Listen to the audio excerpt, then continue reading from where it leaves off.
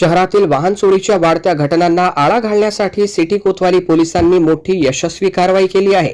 Motorcycle चोरी करणाऱ्या अट्टल टोळीचा पर्दाफाश करत पोलिसांनी 3 आरोपींना अटक केली असून त्यांच्या ताब्यातून तब्बल 10 चोरीच्या मोटरसायकली जप्त करण्यात आल्या आहेत। जप्त वाहनांची एकूण किंमत सुमारे 3,60,000 रुपये असल्याची माहिती पोलिसांनी दिली।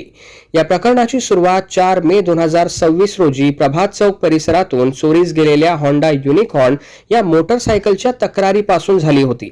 सागर वाकुडकर यांच्या तक्रारीवरून सिटी कोतवाली पोलिसांनी गुन्हा दाखल करून तपास सुरू केला।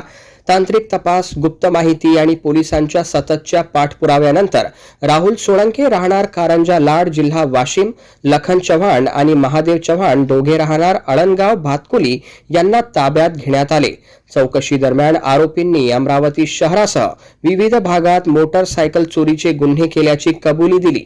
तपासादरम्यान सिटी कोतवाली, राजापेठ, गाडगेनगर, दर्यापूर आणि चंद्रपूर शहर पोलीस ठाण्यातील एकूण 9 गुन्ह्यांचा उलगडा करण्यात आला।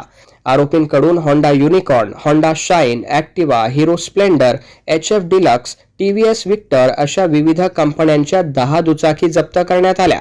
वाहन चोरीच्या घटनांवर प्रभावी अंकुश ठेवत सिटी कोतवाली पोलिसांनी केलेल्या या धडक कारवाईचे नागरिकांकडून स्वागत करण्यात येत आहे।